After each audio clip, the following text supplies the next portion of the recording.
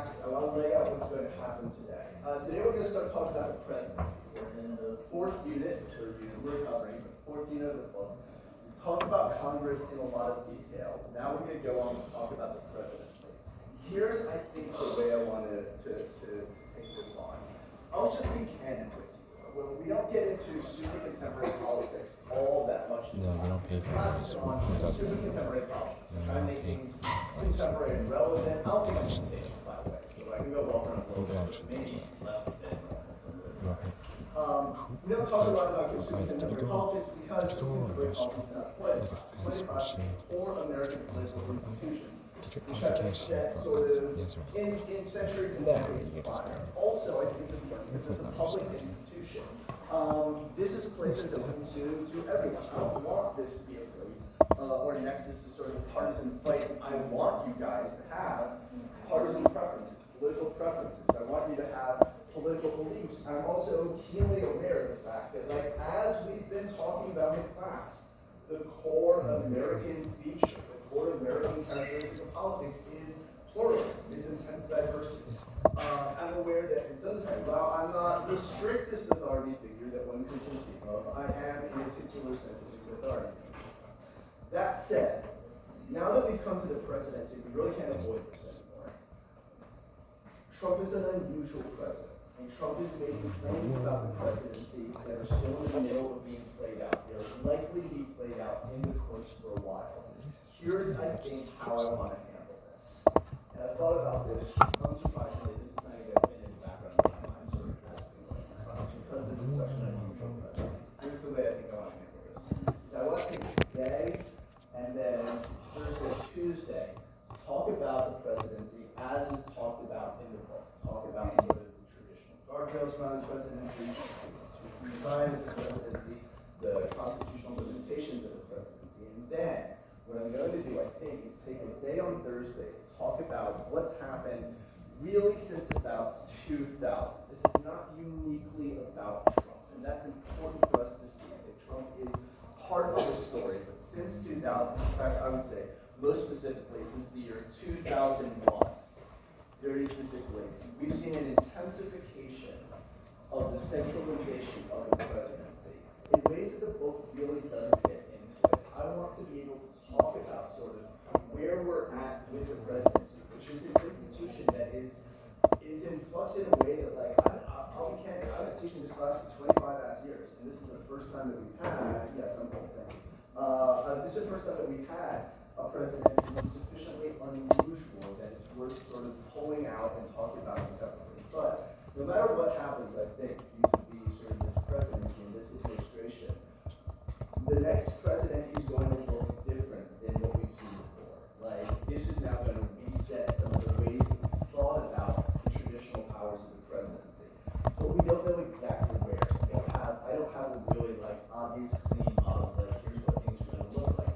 So what I'd like to do is take that time, take 2 days, today and then Tuesday, just to talk about, like, hey, this is what the book says, this is what the Constitution says, this is the traditional constitutional order, and then take Thursday to talk about, here's where we're seeing some changes, here's where we're seeing some pressures, here's where, just laying out, like, here are the things that might be in flux. I won't be able to say all that much about what is in flux. I won't be able to say that much about where it's going to end, because we don't know yet. This stuff is winding its way through the courts. There are obviously going to be a series of, for many of these things, intense legal challenges. There are going to be political challenges.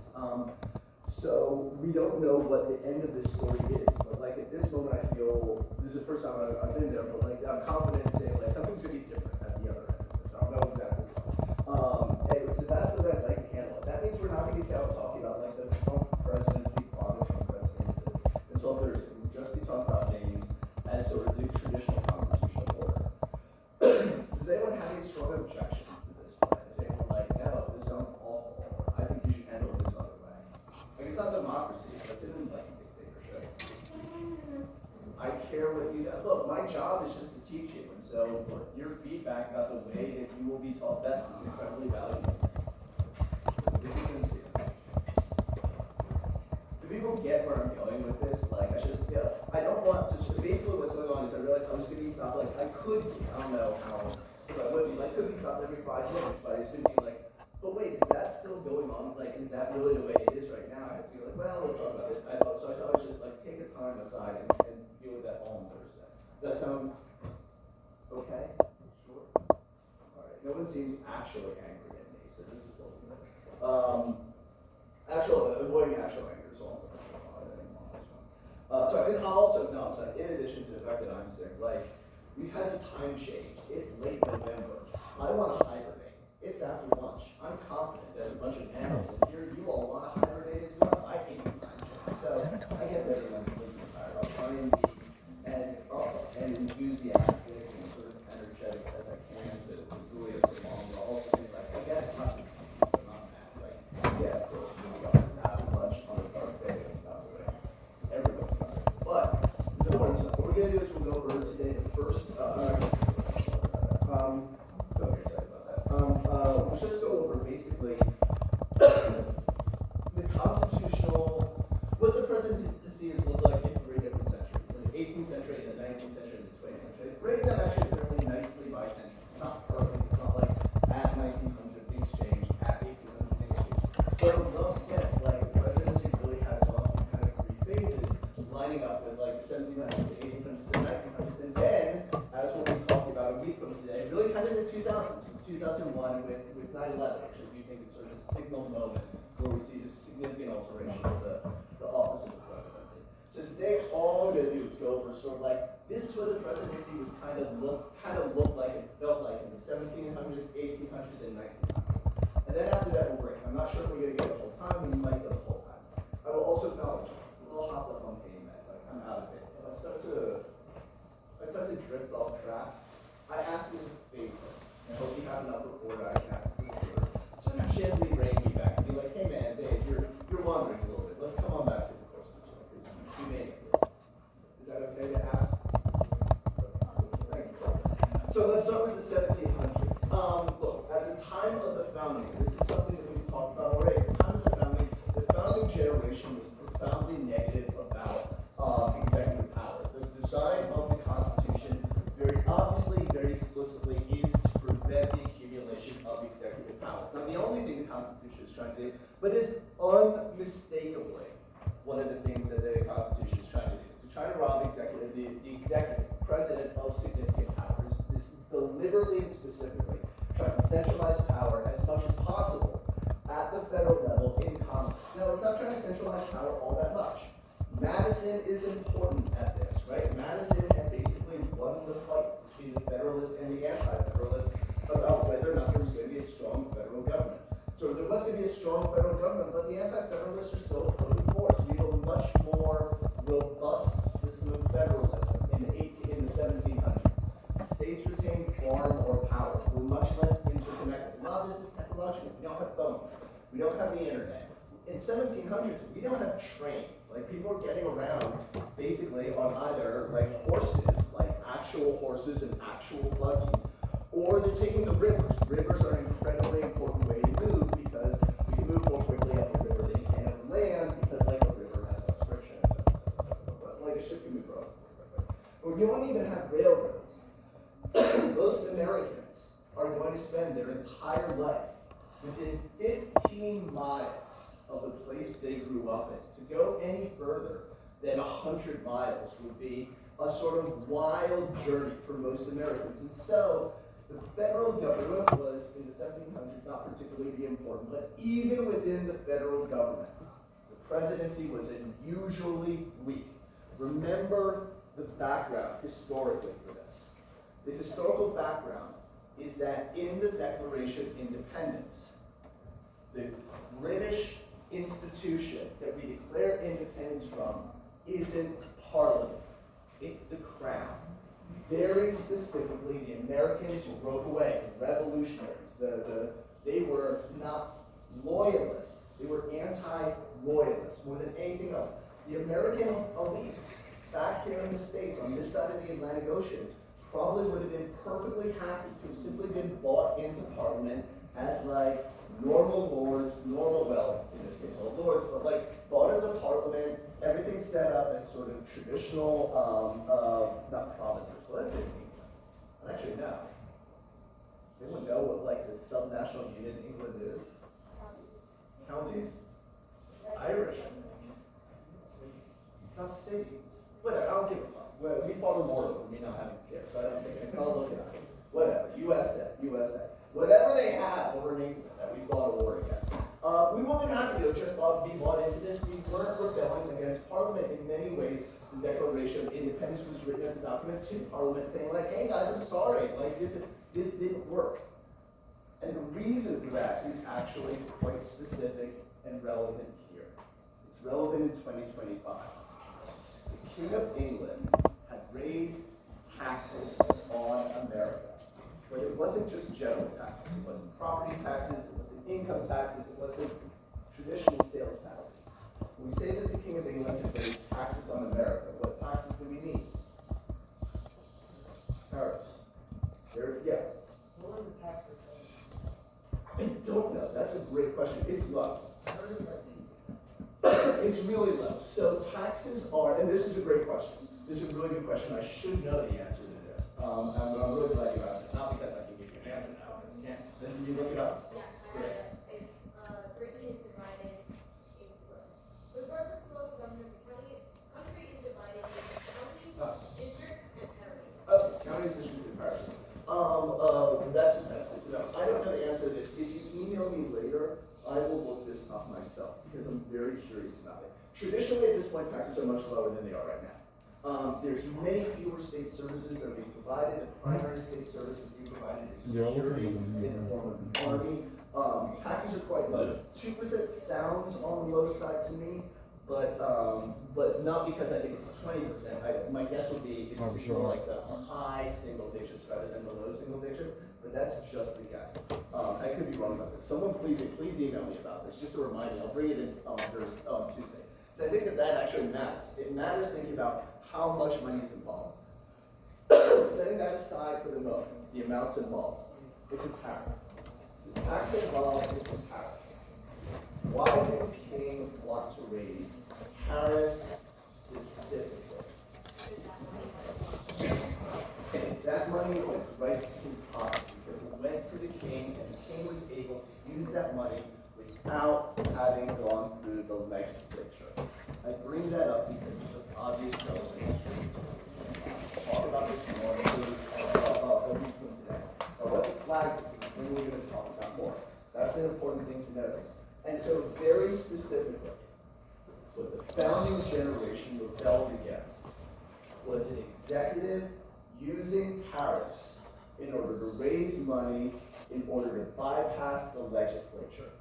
That itself was the central issue that the Revolutionary War was fought over. There were many other issues, and as you've all read the Declaration of Independence as Americans, I know that you're familiar with it, so we don't need to go through each one. But if you haven't read it yet, it's not long. It won't take you long. I promise. This is not something you need to ask ChatGPT to explain. It's very straightforward. It'll take you 5 minutes. You can read it. You can verify, by the way, I read it online to you. You can verify whether my story is correct or not, which is a good idea to do. And so, that was the central issue. There are other issues, but that was the central issue. So Madisonianism reigns, where there's a desire to subdivide power. You can't really subdivide power as effectively in the executive, because the whole point of the executive is command. The whole point of the executive is the power of the sword. It's to execute. It's to have a hierarchy. It's to pass commands down a chain with the expectation that they will be followed. Command and legitimacy flow down, information flows up. That's how these things are supposed to work. And so, Madisonianism reigns, and so it's not just the case that there's a desire to subdivide power between the national government and the states, there's also a desire to subdivide government within the national government, between the 3 branches of government. But even within there, you have a divided legislature, so it's safer to invest power there. And moreover, the legislature is comprised of lots of people. It's not like the executive. The executive is a hierarchy that is headed by a single person. It's hard, it's not impossible, but it's harder to subdivide there. But in Congress, it's really easy to subdivide. You already have partisan divisions. You're going to have this committee system set up eventually. It's really easy. And so, the desire of the founders to divide power as much as possible in order to prevent its unification, in order to respect and maintain political and economic pluralism in the U.S., leads them to lean heavily on Congress. Congress in the 1700s was anticipated to be the primary political institution at the federal level. Who was the president? The president was just some lord. Like, he was just some dude. He was a clerk. Why do you have a president? Because you need someone to do this stuff. But keep in mind, the presidency doesn't really have all that much power. The president, constitutionally, has quite minimal powers domestically, because all that stuff is going to be handled by the states in concert with Congress. Congress was going to deal with the money stuff. States were going to do the actual administration to the human beings residing in them. So what was the president's job? The president in the 1700s fundamentally has two different kinds of jobs: inward-facing and outward-facing. Outward-facing is important. We need to represent ourselves as a nation that is unified.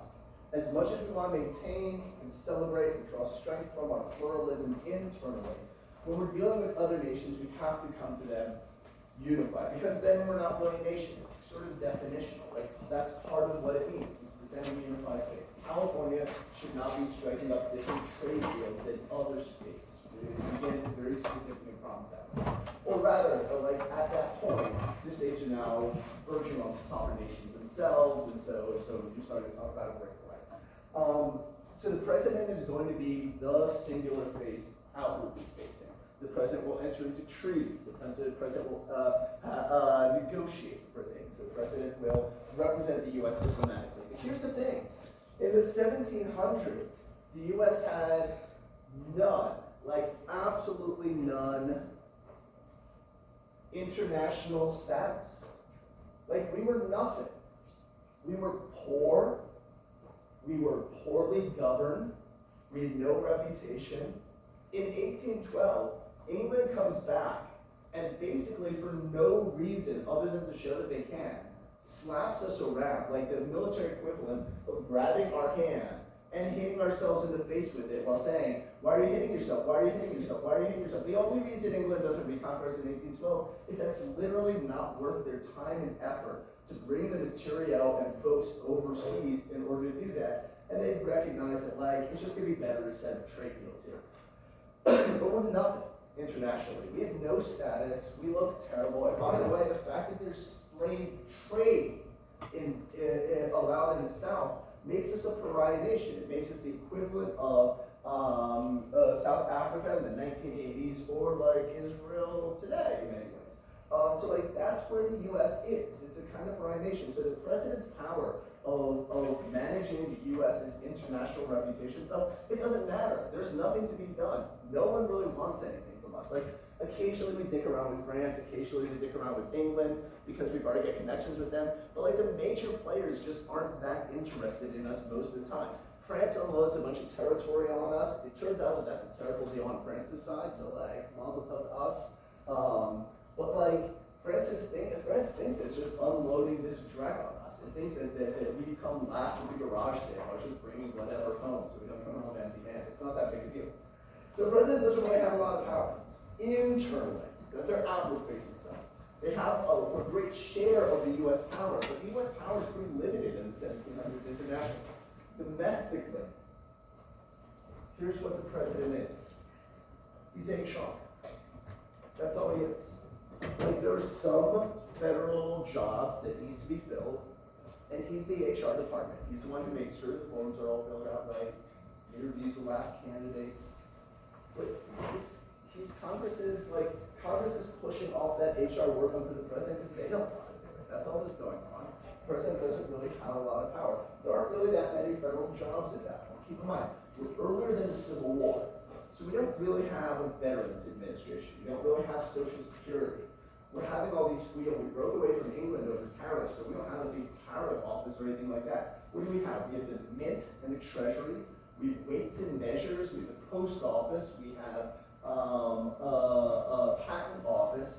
We have, we do have some tariff officers. We have some judges, and that's kind of it.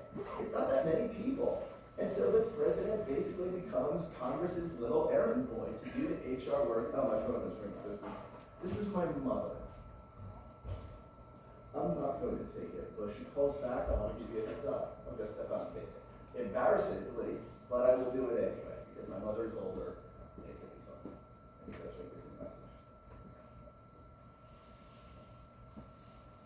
I'm trying to jump into town a little while ago. I got that health care, like, as now, what my mom calls it.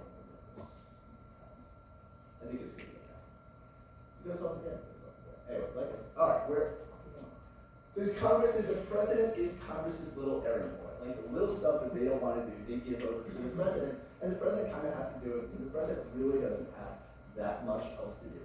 And that's kind of who the president is, fundamentally, during the 1700s. Like, it's just not that prestigious a job. Okay. Then we move forward to the 1800s, the 19th century, and there things are going to change a little bit. It's going to change because we have technological changes, right? We're starting to put in railroads, for example, in the second half of the 19th century. We're starting to get more interconnection anyway. We're starting to have trade between states become more important. Our international profile rises. Obviously, we get involved and seize a bunch of land from Mexico, by the way, but you should read the accounts of soldiers who were involved in the U.S.-Mexican War because they all say the same thing. This is the dumbest shit we've ever had to do. Like, we shouldn't be here. This is simply a war of conquering. Like, this is not what this country is founded on. They commit to it because they're soldiers and they understand their duty as to follow the direction of civilian control. But what they say is civilian control has got this wrong. We're just conquering this territory because we can. This is not the way we should be doing business. This is terrible. It's really interesting to see, actually. Grant writes about this in his autobiography, I think, sort of like. So the U.S. is becoming a more important player in terms of international stuff. And so the president's prestige level, the amount of power they have, as the outward-facing representative of us starts to rise. But the president's power also starts rising, well, not the president's power, the executive branch's power starts to rise more during the 19th century. I'm being specific there. So I want you to think back to our discussion about Congress. And specifically, I want you to think about our discussion. I'm going to find something online. This will take me 10 seconds to find. Can you guys wait 10 seconds online with the payoff? There will be a visual aid at the end of it. Yes. Yes? All right. My mommy hasn't called back, so she's probably fine.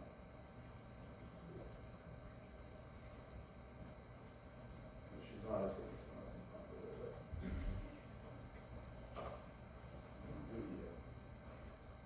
This is going to be important for 19th century stuff. Normally I don't go over this, but we actually have time, and this is a cool thing to do. That's why I have to take seconds to pull this up. Oh my God, it's thinking about it. Damn, like, I'm trying to remember.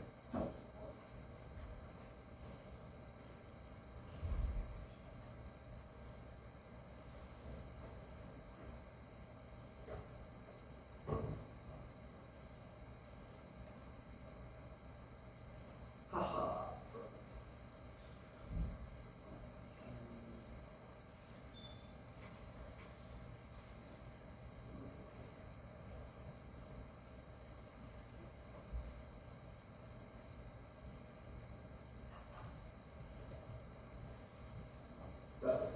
All right. Great. So, I can put a copy of this, by the way. You remember how we were talking about, this is really important for 19th century presidency. It's still present in the 20th and 21st, but it's really important for the 19th century. You remember how we were talking about how Congress is broken up into committees? If people remind me, by the way, I can put a copy of this online. Like, this is not hard to, this is a very common thing. It's called the Iron Triangle. If you use the search engine of your choice, I'm sure you can pull it up easily. And there are a couple of different iron triangles, but like this is the conventional one. This is the normal one. Remember what we were talking about, how Congress is broken up into these committees. Well, these committees in the 19th century negotiated directly with the administrative department that they oversaw, right? That makes sense. So like the Agricultural Committee at the House of Representatives, the chair of that committee and the important members of that committee, they would interface directly with the Secretary of Agriculture because Just as Congress is set up into committees, keep in mind, the bureaucracy, what that is it's the executive branch also set up into committees, right? The executive branch, what's under the president, is set up into committees. We don't normally think of it as committees, but like think of the presidential cabinet, right? The Pentagon, the Department of Defense. That's a committee. It's not, well, it's not a committee, but it's an issue area, right? It's not a committee because it's not discursive. It's a command structure rather than legislative structure. People aren't discussing what to do usually. They're issuing orders about what to do. But it's the same sort of thing, right? You've got the space subcommittee on science committee for the House, and you've got NASA. So basically, there's almost always some course for every committee or subcommittee on the congressional side. There is a corresponding department or regulatory agency or set of agencies on the administrative bureaucratic side. You'll notice, by the way, that the president does not appear in it. Here's what happens according to this iron triangle. It's called the iron triangle because it's unbreakable, at least, not easily breakable.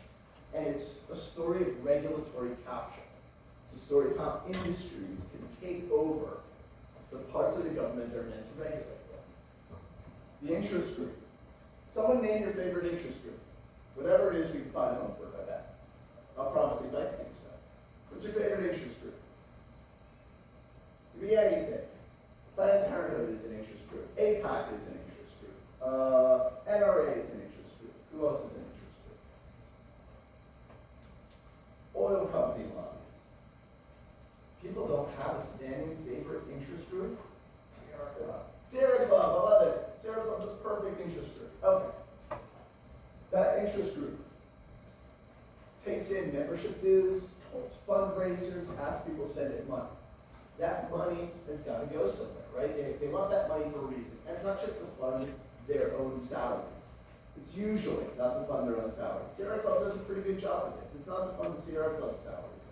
They want that money because they want to hire lobbyists to offer donations and to coordinate the development of various forms of like friendly legislation and oversight to Congress. And so, members of the Sierra Club, employees of the Sierra Club, environmental lobbyists will approach folks who are in agricultural committees, natural resource committees, interior committees, things like national parks committees, things like that. And they will go to them and they will say, hey, we have a lot of voters who are really concerned about these issues.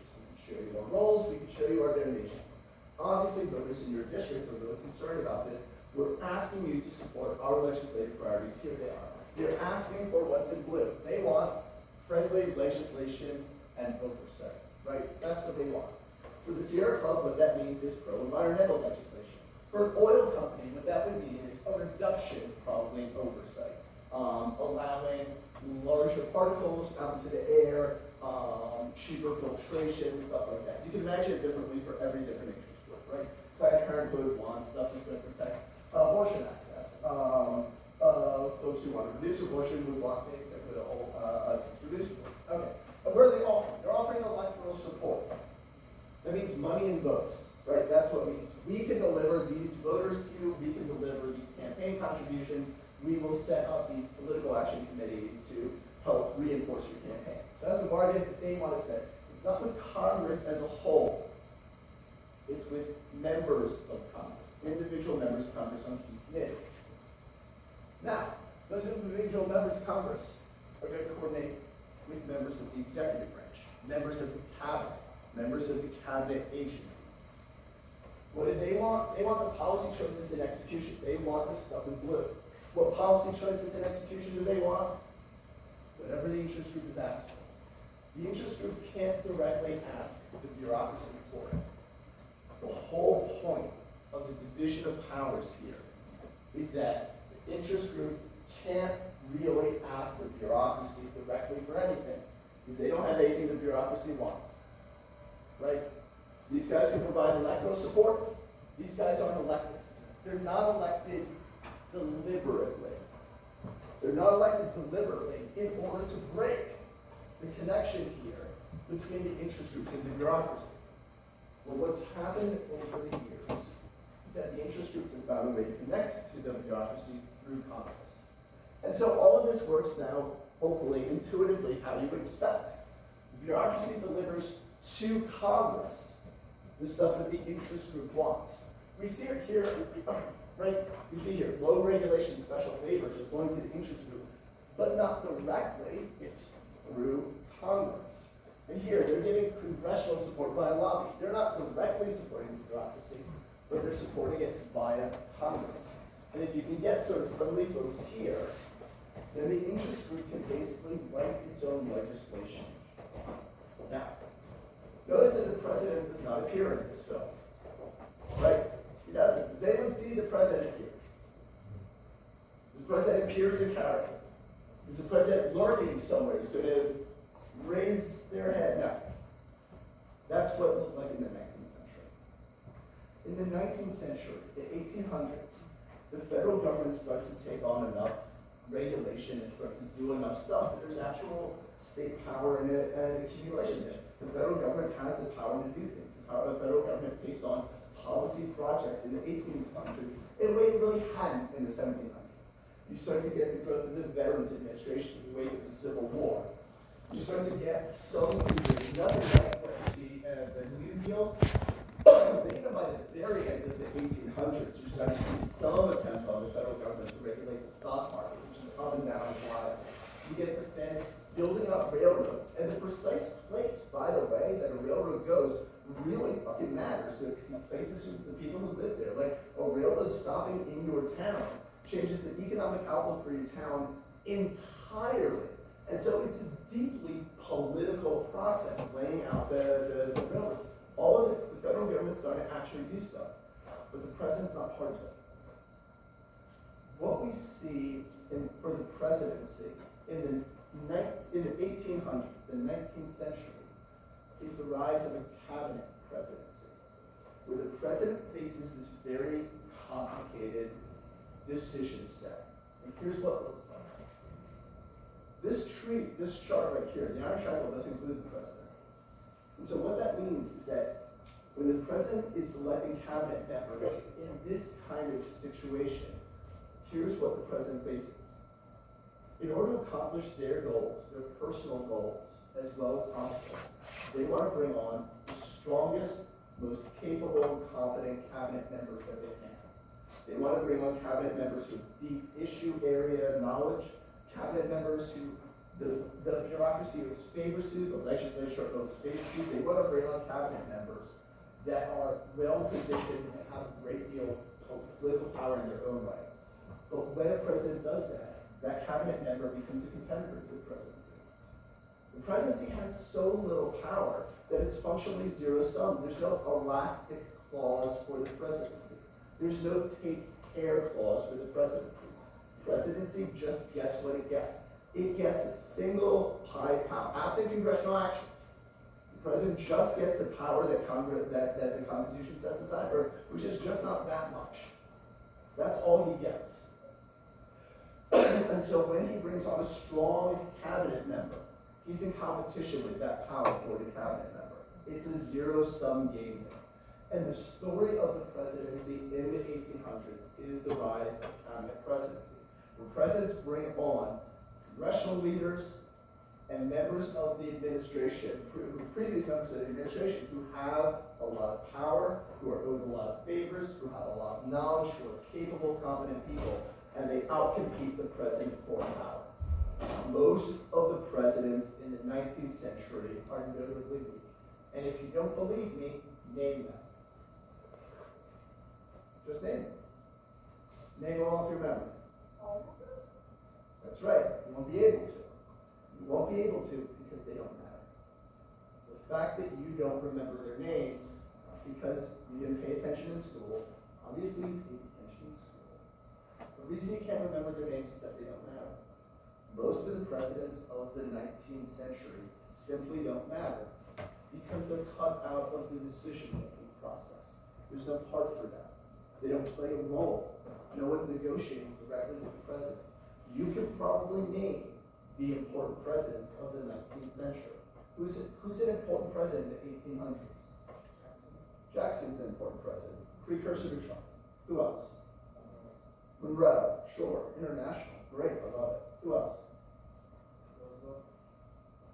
And? This is one more obvious one. Lincoln. Score. You don't really need to know that anymore. I do this for a living, I don't know that anymore. They don't matter because the president didn't matter really in the 19th century. The president as a person doesn't really matter until the 20th century. Now, during the 19th century, what you do see is a big uptick in partisan fighting over the presidency.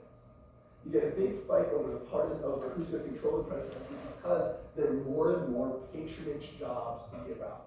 In the first part of the 19th century, the first half of the 1800s, almost all the jobs in the bureaucracy.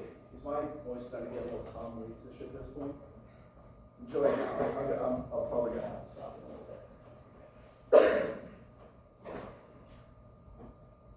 Where am I going? What did I just say?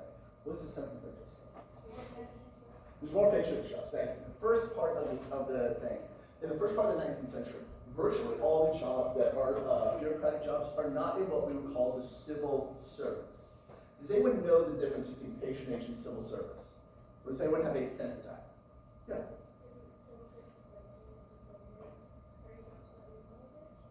So it's not military specific, although you see a lot more civil service in the military. Yeah. Civil service is where people don't qualify for the position. Well, theoretically, it could be under patronage, but there are different ways of filling a slot. Patronage means that these slots are filled basically by fiat, right? The president decides who they want in that job, and the president is entitled to put who they want in that job. Patronage, it's the spoils system, or the booty system. It means that one of the things you win in an election is a bank of these federal jobs to fill with your supporters. That's part of what it means to win an election. And that's part of how elections have consequences, right? If you fill out this bureaucracy with a bunch of members of the same party who are put there because they were loyal members of that party, it's easy to see how, like, okay, the winning party gets to staff this with its members. It's almost like a kind of PR system in a way. Like, you're not voting for the person who voted for the party, but like they get to staff this a little bit. It makes a kind of democratic sense, is what I'm saying. It's not a crazy fancy way to do this. It's also not a rationalized way to do this, right? There's no reason to think the folks who are being put into these patronage jobs in the bureaucracy are there because of party loyalty and personal connections. They're not there because of a technical expertise. Now that's fine in the 1800s. We don't really need technical expertise for these jobs, right? When the tariff officers are just sort of ministerial, they're just sort of doing what the law says. But by the time you've got NASA and we're trying to build rockets, I don't need to scare you, but that shit's rocket science.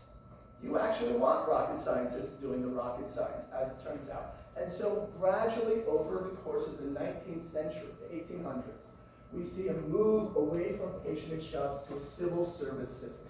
In the civil service system, the real key is there's objective requirements for promotion. The expectation is not that you will lose your job at the election, but you will stay in your job at the election because the civil service system is theoretically non-partisan.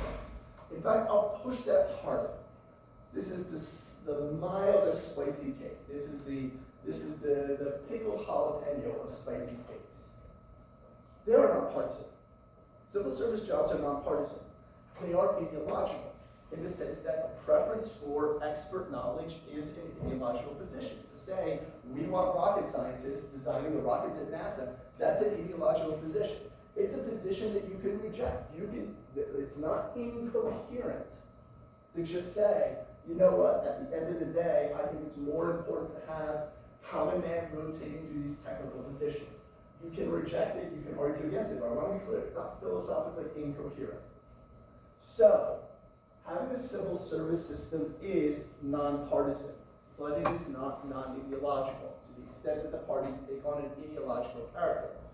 Then you might start to see partisanship reflected in a civil service bureaucracy. Right now, most of the bureaucracy is civil service. The expectation is that you start towards the bottom, you work your way up. Promotions are based on merit. Merit is through objective characteristics. They're transparent, like you can look up the qualifications for promotion. That's not to say, by the way, that's all technical expertise. Does anyone ever apply for a federal job and happen to know anything about the ranking system? No one? Wow, that genuinely surprises me. a thing to know about federal jobs is that there's a ranking system, there's a merit system, there's an attempt to rationalize it, but it's not all technical. As an example, veterans get priority, period. All qualified veterans go into the first tier of hiring if there's availability. All non-veterans go into a tier below all veterans. Every qualified veteran is hired before any qualified non-veterans are hired. And so there are, in fact, in the civil service stuff that is not purely technical, but it's still part of the civil service, right? It's still transparent. It's still objectively verifiable, right? It's nothing about your character. It's not like who smiles the brightest or who makes me forget the world the most. It's all like, do you have this qualification? Do you have this certification? Are you this kind of person? That's what's going on. The main people now who are not in the merit system or in the patronage system are agency heads, right? So like the head of the Army, the head of the Navy, the Federal Reserve is kept very distinct for specific reasons, but like the Federal Trade Commission, the FCC, all of these agency heads are still part of the patronage system because that's part of the way that elections have consequences. That's part of the way that democracy works, is that you have some degree of replacement of the agency heads. The balance, theoretically, between this, where most of an agency is civil service, where the agency heads are patronage, is that the civil service will permit a new agency head to execute the new political vision as safely and effectively as possible with its technical expertise. Okay, and again, the president is not part of this. This stuff about the civil service and patronage system, just like the tariffs, we're going to talk about this more in a week, because this is an obvious thing I want to put in. So I want to just sort of highlight the things I'm putting pins in. Tariffs are the thing I want to put a pin in. The patronage system is the thing I want to put a pin in to talk about. Okay, this is the 19th century. Doing great. We're going to get through the 20th century. Oh, parties, right. So parties are getting more powerful during this time precisely because there's so many patronage jobs in the bureaucracy. Because there's so many patronage jobs, it's actually valuable to capture the presidency, and it actually makes economic sense to invest money in organizing a party to capture the jobs because the resources are actually worth it. It's a valuable mine. And so you see a real rise of the parties in the 19th century, in the 1800s. The party switch, the Republican Party is the new one, that's Lincoln's party, that comes up, it replaces the American Whig Party, I believe, which had been Jefferson's party, and then Hamilton's party continues through. It had been, the Republican Party was switched to Republican Democrat prior to the Civil War, then becomes the Democratic Party and continues through. So the current Democratic Party is the oldest party, and it's Hamilton's party. But of course, as we've gone over, the parties have changed their positions and ideologies and makeup so many times that, like, it's just a party mechanism. There's no content there. All right, any questions about this before I go on to like the 20th century? Has at least one person emailed me to be like, hey Dave, if you put up that thing, that would sure would be cool for everyone. So I saw people taking pictures. Pictures are fine, put them up on the server, but also put up. And someone emailed me about this. I don't see anyone saying yes, so I'm going to wait here until someone does. That's the thing, I'm a professor, I can just do that. See, I'm all hopped up on gold medicine. Has someone emailed me about this? Yes? A shy man. I'll leave it up. I'll go into it. All right, there are a couple different things. In the 20th century, we see significant growth in the power of the presidency. There's simply no way. We've talked about this so many times. Congress takes on the New Deal, it takes on a huge amount more power, it's going to bail the states out in a really sustained way, the likes of which had not done before, but that bailout comes with conditions, right, all of a sudden, and that makes sense. I want to be clear, this isn't crazy pants, right? All of a sudden, Maine tax dollars are going to go bail out these dumbass decisions that were made in Texas. Maine residents want to know that their money is being used wisely. It's not the case that they're unwilling to, but Maine is more willing to spend its tax dollars in Maine than it is willing to spend them in Texas, right? It's perfectly sensible. But the result of it is a huge growth in regulatory oversight that quickly becomes more than Congress can handle. Congress therefore has to delegate out a considerable amount, if we're gonna have this regulatory agenda, Congress has to delegate that power out to the presidency begins to pick it up, and in the 20th century, really by the interregnum between World War I and World War II, we see two things with the power of the presidency.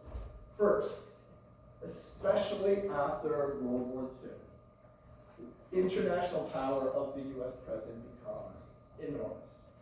It becomes enormous for a couple different reasons. First of all, in World War II, almost all the other industrial capacity in the world gets bombed. Like the US is the only factories left.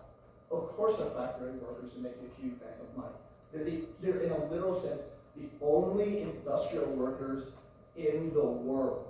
Like there's just no other bank of industry being set up. World War II, I can't tell you how demoralized the Axis powers were when we joined the war. Russia won the war, let's be clear. Russia gets its flowers. Whatever else is going on in Russia right now, Russia gets its flowers. Russia won the war by throwing so many Russian bodies at the Germans that they literally bogged down in like their own success. Russia wins the war. But I want to situate US's specifically industrial capacity in its entrance into World War II with a couple different stories. As soon as the US enters the war, one of Hitler's advisors goes to him and says, "Isn't it great? Finally the US has joined the war." That's the moment that they know they've lost. Because the US at that point was capable of producing as many planes in a week as Germany could produce in a year. 50 times the level of industrial production. Two other stories, one from the European theater, one from the Pacific theater, but they're fundamentally the same theater, or they're fundamentally the same story. Germans come across a deserted American, camp, military camp. They see what's there, and they immediately radio into their commander, the war is over, the Americans are going to win. The Americans have been at war for like a week. Why did they do this? Because sitting in the camp is a chocolate cake. Guys, the Germans at this point were eating grass. Like, the Germans didn't have food anymore. And they go to their enemy's camp and there's a fucking birthday cake there. And they just realize it's over. We don't have the production to keep up. In the Pacific theater, the equivalent story, it's fundamentally the same story, but it's a slightly different thing, is the US Navy comes to begin operations. Japanese general sees what's there. After 2 days, radios into Central saying it's over. We've lost. The Americans are going to win. Why? The Americans had a whole ship that did nothing but make ice cream. I can't tell you how powerful we were in the wake of World War II because everything else was bombed out. Everything else was destroyed. We were the center of industrial production in the world, period. These stories are just going to illustrate that, like, even before the war is over, that's how decimated industrial production is worldwide. It's like people who are eating grass and pemmican that's been expired for 2 years come across a fresh baked chocolate cake. Japanese Navy that is gotten to the point where people are engaging in suicide bombings because they don't have munitions anymore. See that there's an ice cream ship for the Americans. So the 1950s and the wake of World War II, really for about 25 years, we were kind of the only industrial power in town, and that made the American president internationally extremely important, right? We were the only major industrial power for a long period, and we were very important. One of the things that meant is we were able to enforce a petrodollar system. All oil that's traded around the globe is traded in the dollar currency. What that means is everyone needs dollars. What that means is that because everyone always needs dollars, we're kind of immune from the confidence spirit, right? Our currency can't be downgraded in an effective way. I remember an incident when I first moved, I was moving here to California. I remember this, I was on the road, I was driving through Wyoming with my wife. We were trying to buy a house out here. It was a short sale. We were trying to get a hold and get a cell signal because interest rates were moving around over the course of the day because this was 2011, there was a financial crisis. The U.S. credit got downgraded earlier in the day. We heard on the radio. So I'm frantically calling like a mortgage broker to try and get us in because I'm worried that our interest rate is going to go up. It's going to cost the U.S. government more money to borrow. We didn't get through, but it didn't matter. Interest rate went down. Our bonds got downgraded. Our interest rate went down because Whenever there's any global financial fear, people flee to the dollar. And that's an incredibly powerful thing. That the president, to the extent that the president controls the US Mint, US Treasury, and therefore the supply of money, and therefore how much a dollar is worth, that's an incredibly potent power. So in the 20th century, the president's external powers become vastly more potent. Internal powers do as well. Part of it is the external powers. We now have a standing army in a way that we did not have at the beginning of the 20th century. 100 years ago, we didn't have anything like the standing army we do. But we do, and the president is the commander-in-chief. Unquestioned authority as commander-in-chief. The president sets military policy. That has, I'm using this as a nexus, so we can go from the external to the internal. This is sort of halfway in between. It's about the army, external, but also about the internal. President sets policy there, and that really matters. When the president sets down a policy, for example, saying that queer Americans can serve in the military, that's a big deal. It's a big deal symbolically because American citizenship has always been linked with military service. And so the idea that you could have queer Americans serving but not being considered full citizens, like people are just simply not going to buy that. Americans are not built that way. But beyond that, it's just a fucking lot of people. It's a whole lot of people. By the way, queers are, if anything, overrepresented in the military. And I'm not just talking about the movement.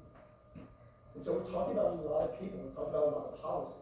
When the president decides that queer Americans can serve, that changes policy around the country for obvious symbolic reasons as well as the immediate ones. The president's control over the military gives the president enormous control over spending.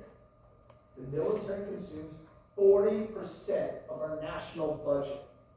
That means that 40% of our national budget is overseen by a singular commander-in-chief. That's a lot. And when you don't have a standing military, and the military is not that big a percentage of your budget, it's a less big deal.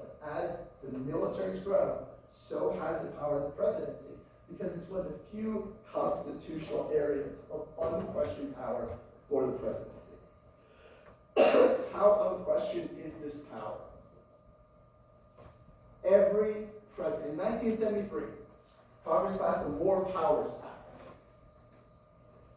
which required congressional authorization within 48 hours of the beginning of military operations and a maximum of 60 days of unauthorized deployment. There was an acknowledgement that there could be military actions that would take place that Congress could not, in some sense, get back together and get it together and vote and negotiate in time to respond, right? There's a recognition.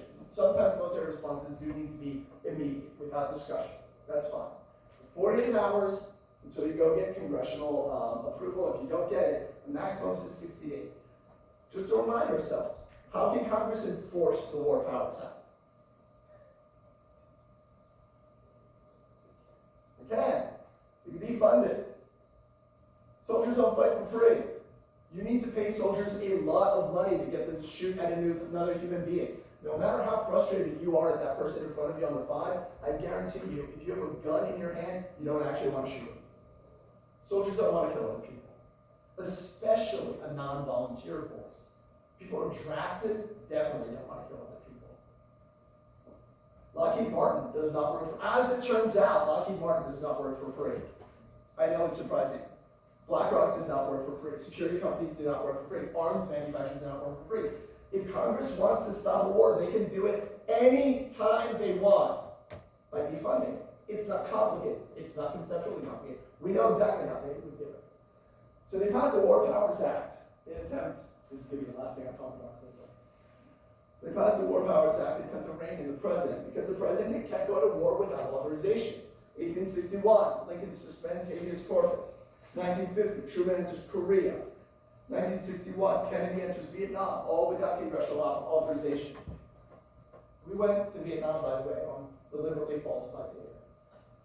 Just so everyone's aware. Since the passage of the War Powers Act, Reagan entered Grenada in 1983, Bush entered Somalia in 1992, Clinton entered Yugoslavia in 1999, Obama entered Libya in 2011, and Syria in 2015. Trump enters Syria again in 2017 and 18, Iran in 2020. You don't remember that one. by the way, because of the pandemic, but we were like pretty close to nuclear war at that point. Biden enters Yemen in 2024, and Trump in his second term has already violated it with Venezuela, and we're pretty early in the term. Every president, counting Reagan, since Reagan, every president for 50 years has violated the War Powers Act. I've described this as our proudest bipartisan ritual. The president's power as commander-in-chief, as it turns out, is pretty unlimited. Even when Congress sets itself the goal through legislation, big deal, high-profile legislation of bringing the president in, they do not choose to use it. And I'm using that phrasing very explicitly.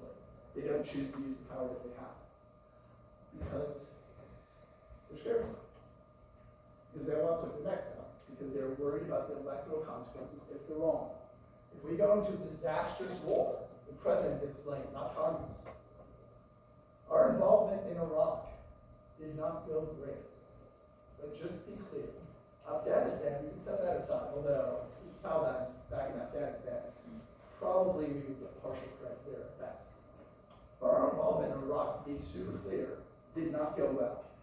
A lot of Iraqis died, and it's very not obvious what it was for. The intelligence that sent us to Iraq was clearly somewhere between faulty and deliberately misformed in order to send us to Iraq. No member of Congress received any electoral punishment for this stuff. Instead, we talk about it in terms of the presidency. And that's the consistent pattern, is that members of Congress neglect their duty because the voters, us, don't hold accountable to this. We don't blame Congress for the war because we say, well, the president went off over to authorize war, so it's not Congress's fault. But that's not true. It is Congress's fault because Congress could stop it at the time. But this is the decision environment that Congress exists in. They're not going to get blamed for something going bad, and they might get blamed when people who are in favor of the war if they try and prevent it. So they don't. So then their power gets shifts over to the presidency. All right, I got a little bit more. I need to take a break because my voice doesn't sound good in my head, and I can't. How's it sound to y'all? Not great. Not amazing. And I got another class later tonight, so thank you all for coming in. I really appreciate seeing you. I'll see you. Have a good weekend. And guys, it's going to be raining really badly. I know I'm not on this one. Please drive safely. We're going to see so many accidents. Please let me stop. Just be careful. Be safe. Be well. Be all right. Have fun. Enjoy the rain.